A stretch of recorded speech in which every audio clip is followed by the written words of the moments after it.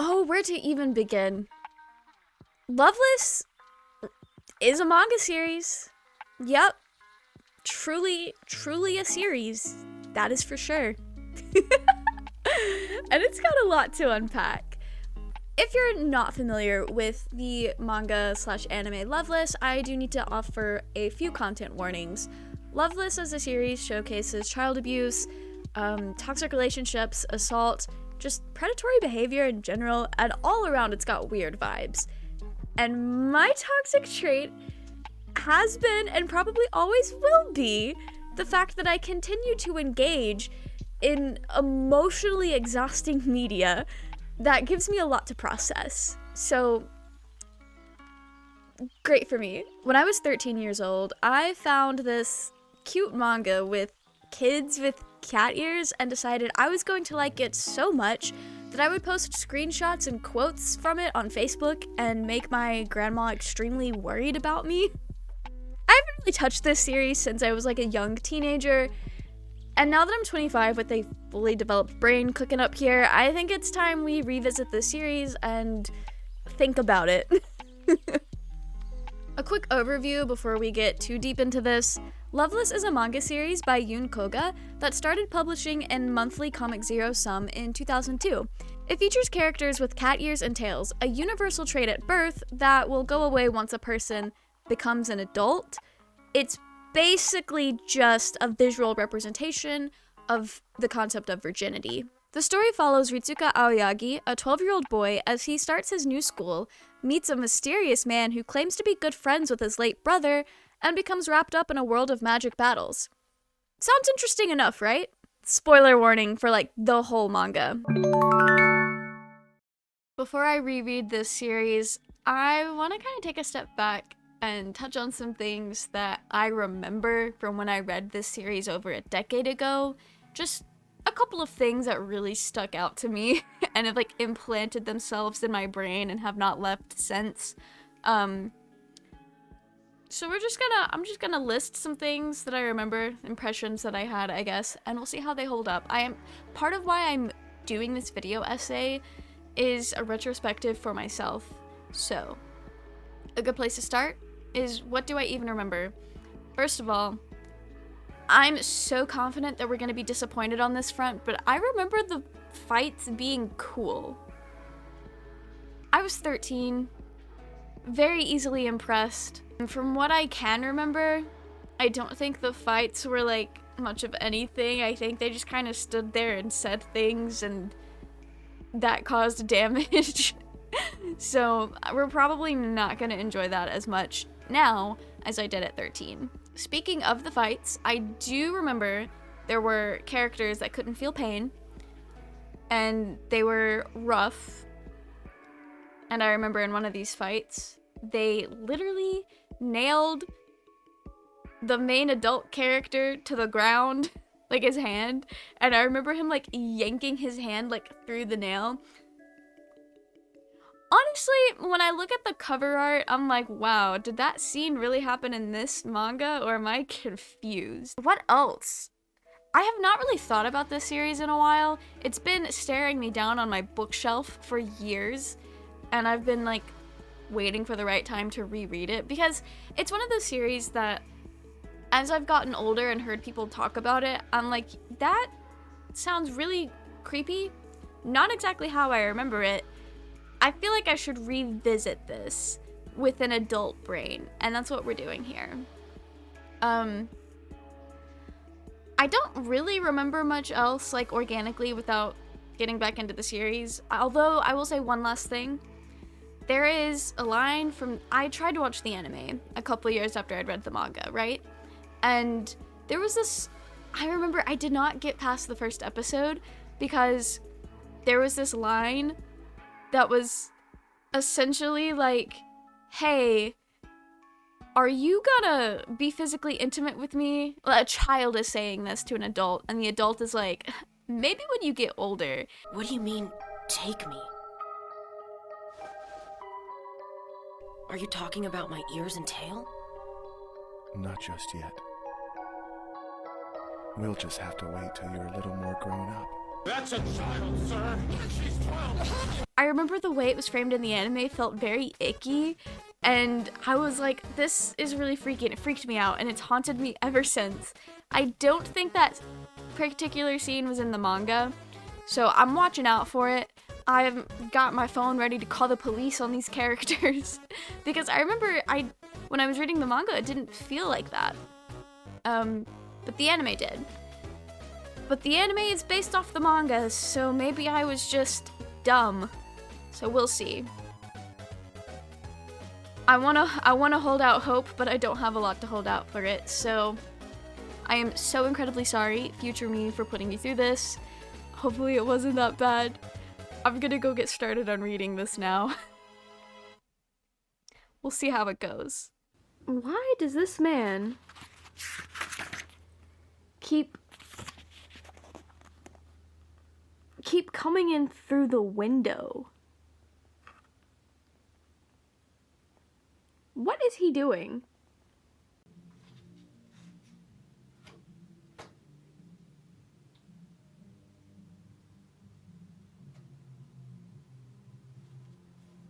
What the was all of that?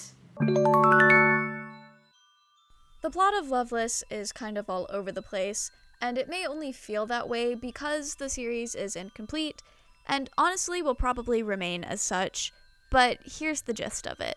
We start off with a basic intro to Ritsuka and the fact that Seimei, his older brother, has been murdered. Kind of brutally at that. But don't worry, Ritsuka keeps carrying on like a champ as he navigates transferring to a new school, going to therapy, and dealing with his mother's abuse? We really jump into this thing, huh? Ritsuka's classmates are initially intrigued by him. Sweet and precious Yuiko is quick to befriend him, and I'm so glad that she does because this poor boy needs people in his corner. Because Ritsuka is just mere moments away from becoming a victim. Yes, I'm talking about Sobi. Enter the grown-ass man who waits outside of elementary schools to meet children. Sobi. Yes, I know I'm being harsh. He was ordered by Seimei to become Ritsuka's fighter and to care for him, but that doesn't mean he has to love bomb and kiss the child repeatedly.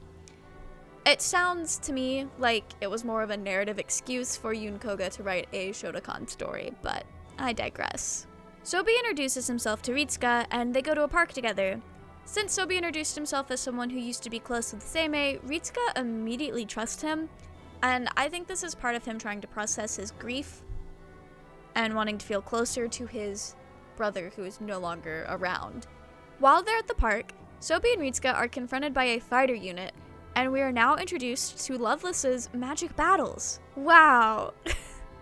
The main theme of Loveless is the fact that there is power in words, and the battle strength fight system of this series is basically just that. Power in words. They use spells to damage one another and fight, and it's all done verbally. There's no physical fighting. There is physical torture later on, but we'll get to that. These spell battles are typically done in teams of 2.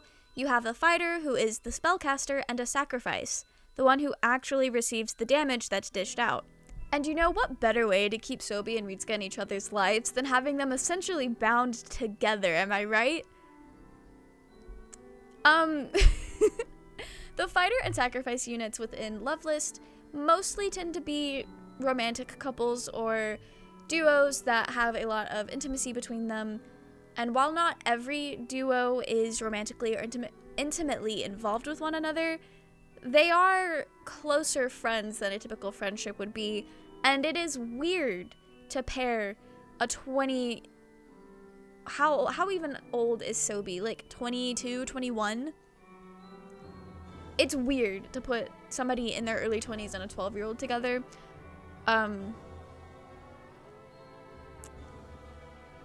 Yeah.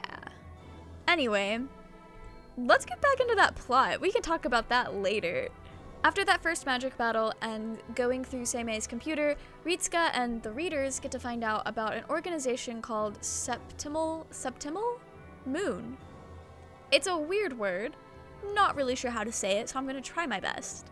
Anyway, Septimal Moon has been sending fighter duos out to defeat Sobi and take Ritsuka in, and this is also the same organization that is presumably behind Seimei's death. We also learn that Ritsuka has been going to therapy because 2 years ago something happened, causing him to have amnesia and his personality to drastically change. Allegedly.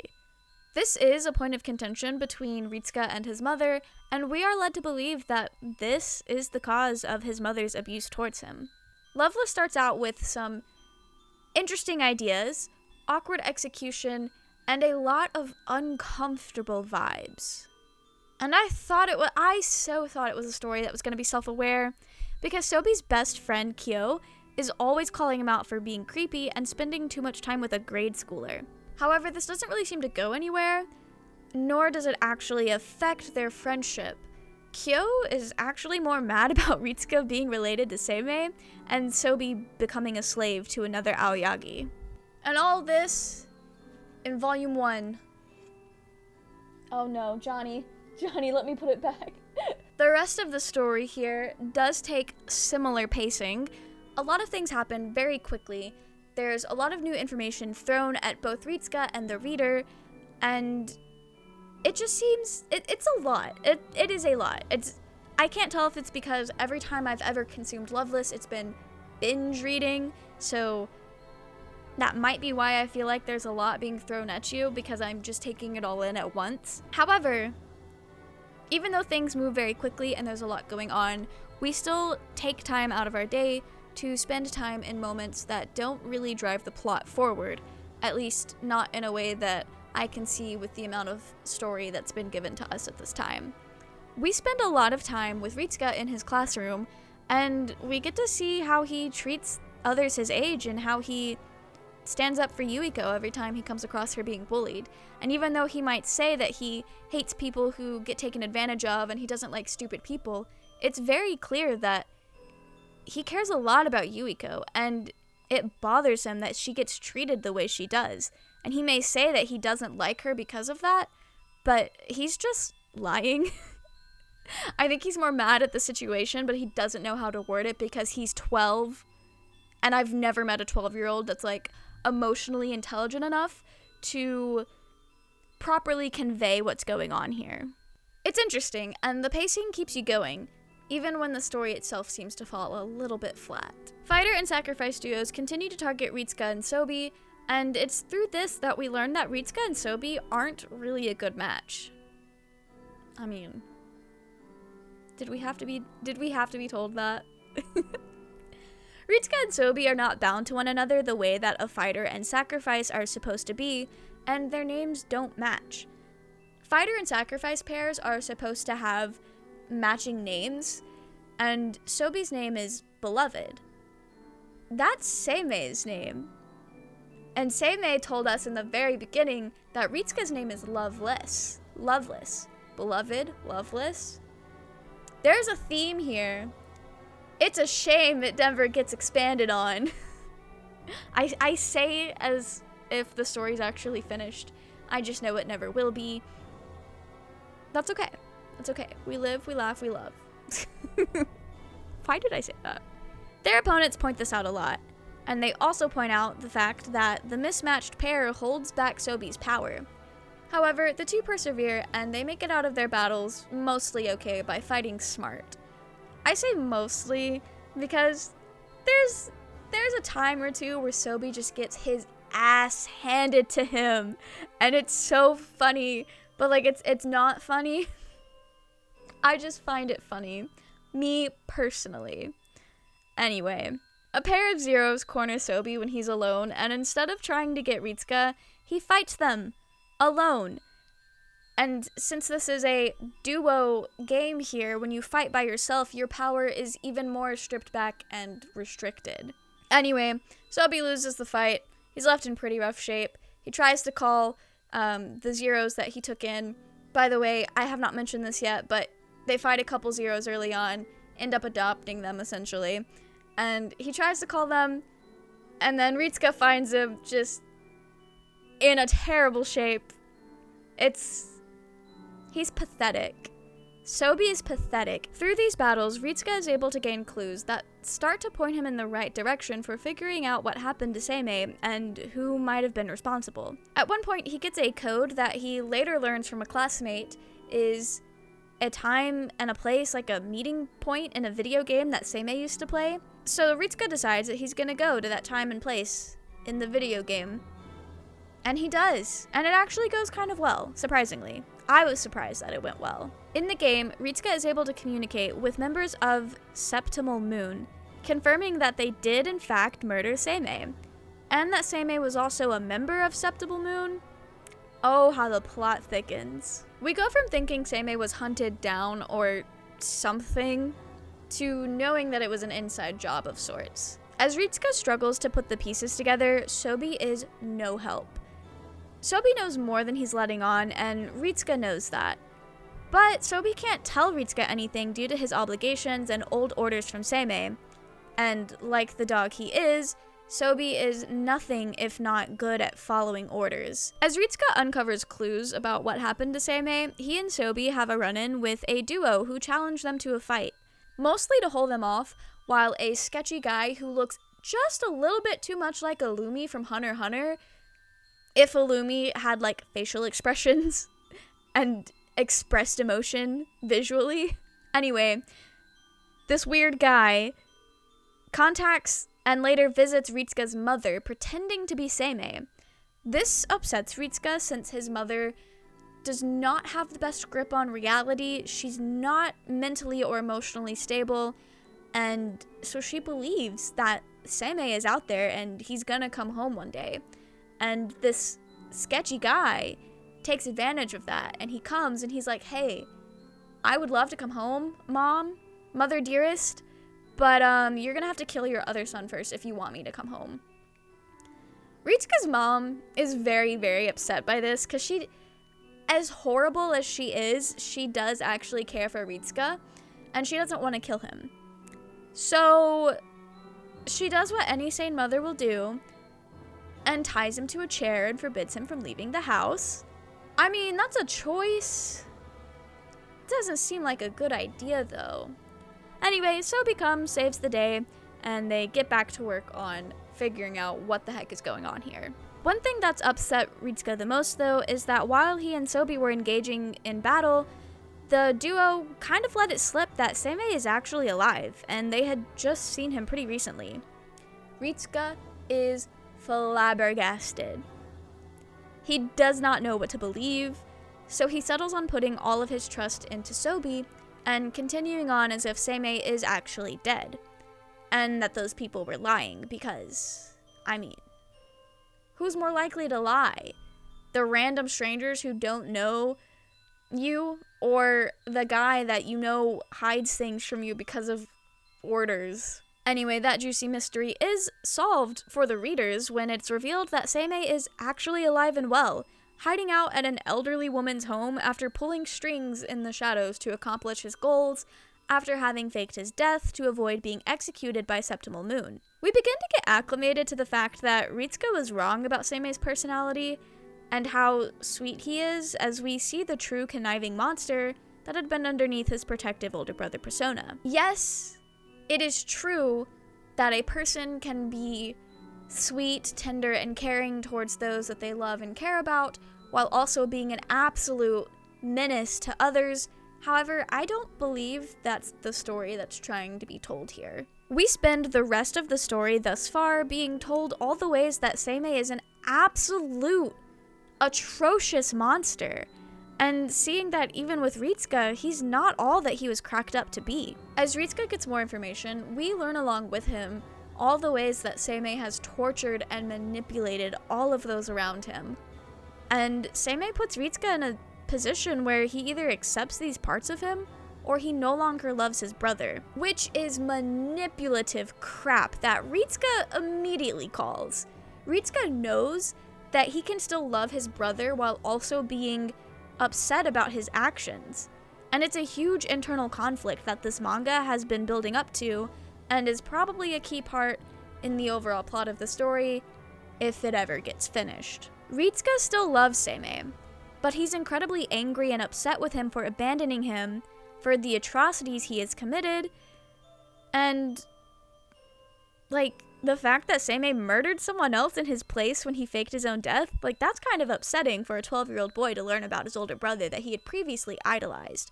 A 12-year-old boy who is very set in his own morals and has a very clear idea of what he thinks is right and wrong. Despite all of this, though, Ritsuka is bound and determined to get answers and to have Seimei come back home and complete their family again.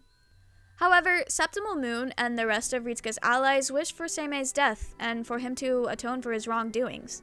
And yes, at this point, Septimal Moon is more or less an ally for Ritsuka.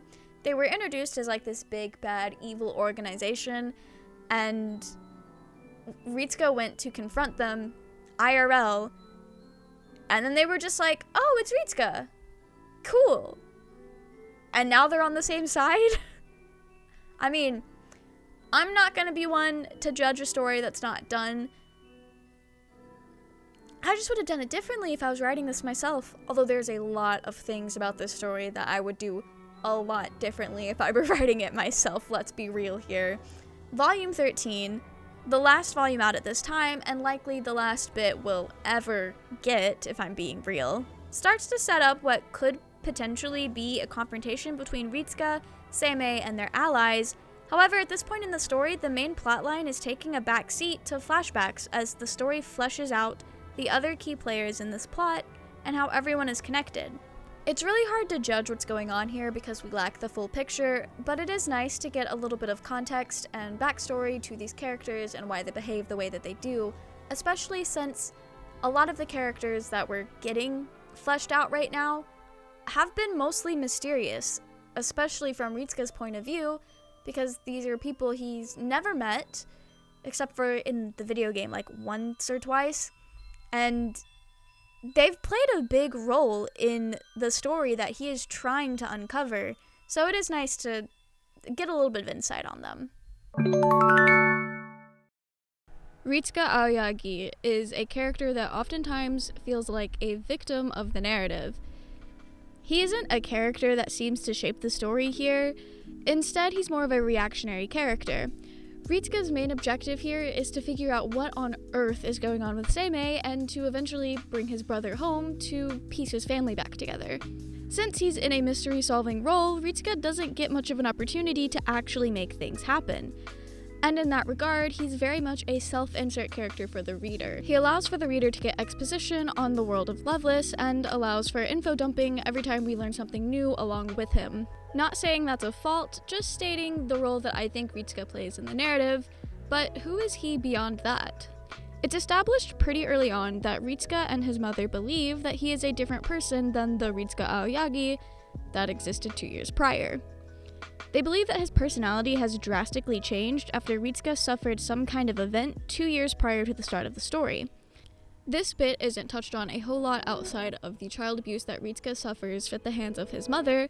However, I think it's important to recognize that an arguably close friend of Ritsuka's mentions how he seems to have never changed, same old, after going through a scrapbook of old photos, which really gives Ritsuka something to think about.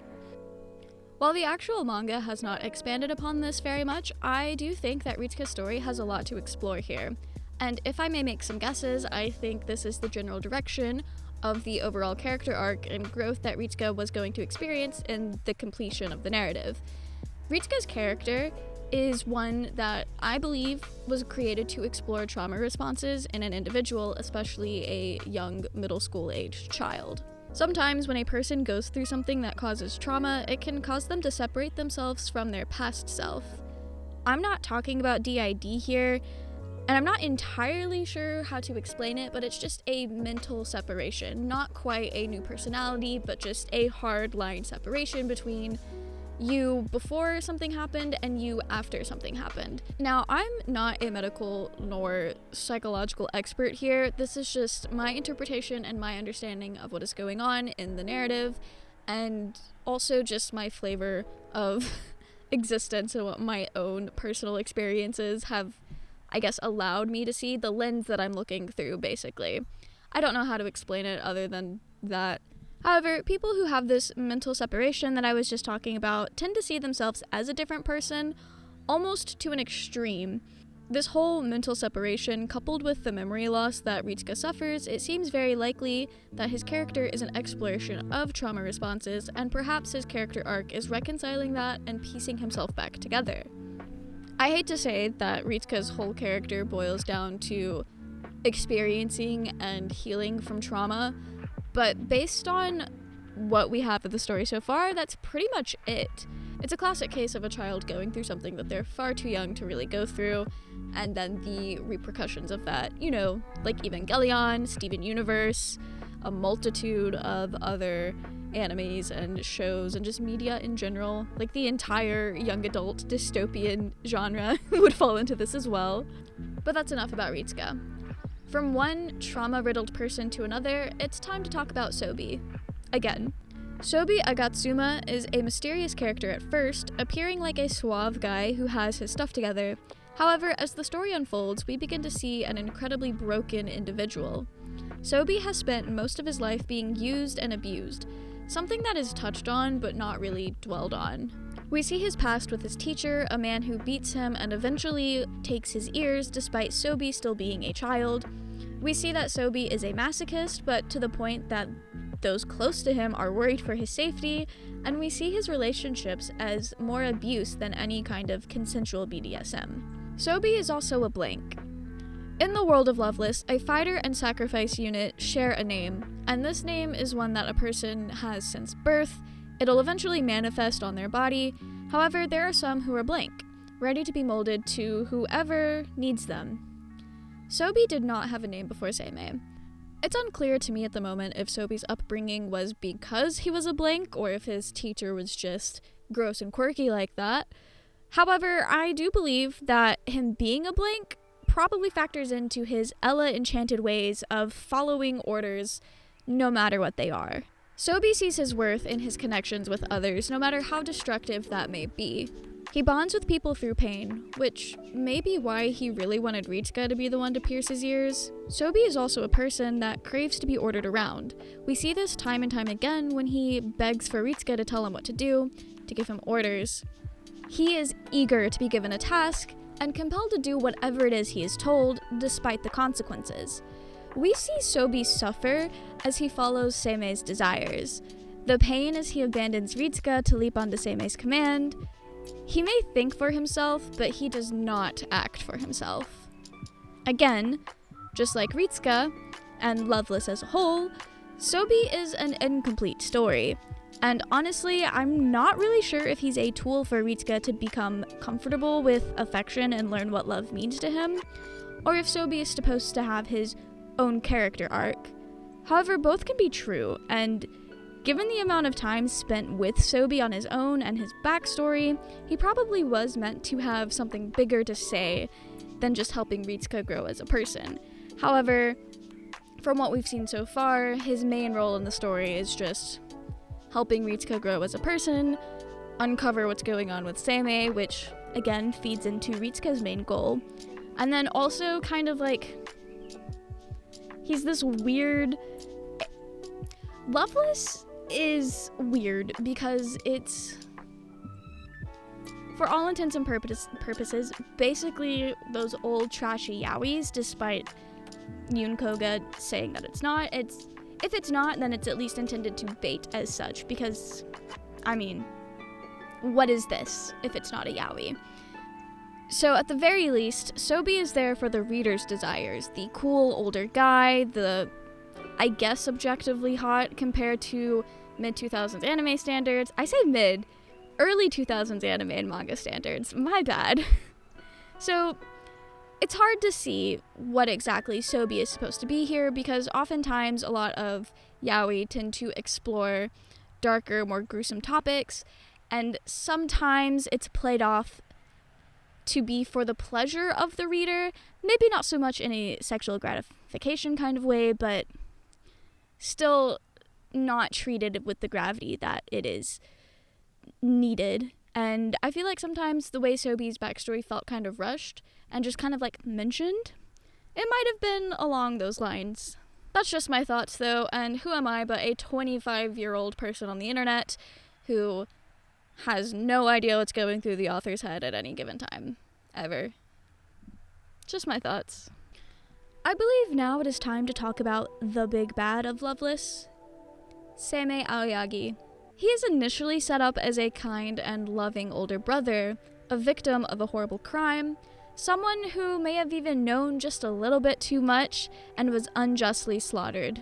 However, we learn that Seimei is actually a ruthless, cruel, and sadistic monster who enjoys torturing others. We hear stories about how he'd hurt people or order his new fighter to abuse and assault others while he watched. Seimei is a manipulator, set up to force Ritsuka to define what loving someone means to him, which is really and truly the only real role we have seen him play in the story so far. Seimei goes from the perfect, caring brother that Ritsuka loves, a guy who protects Ritsuka, is there for him, and provides a great deal of comfort, to a person who has committed many cruel acts, even going as far as to murder someone.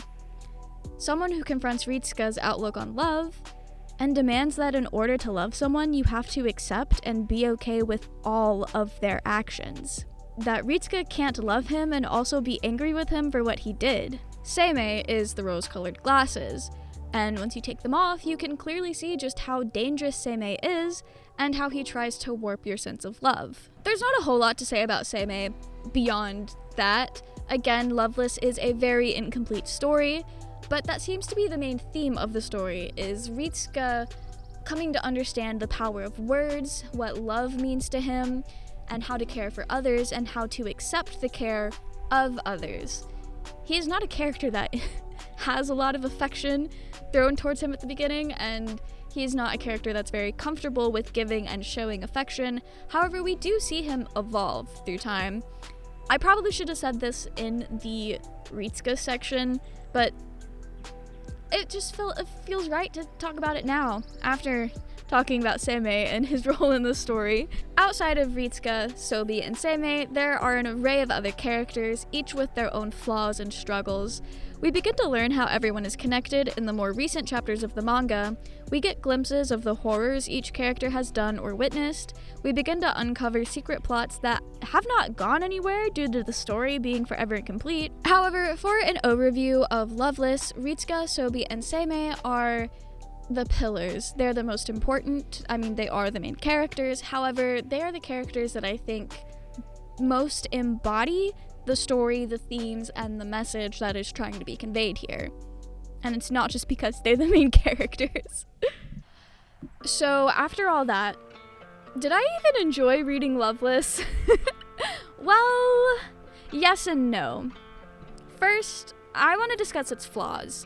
The story delves into weird romantic tones for Ritsuka and Sobi, and it's not handled in the best way. It's not really painted in a negative light.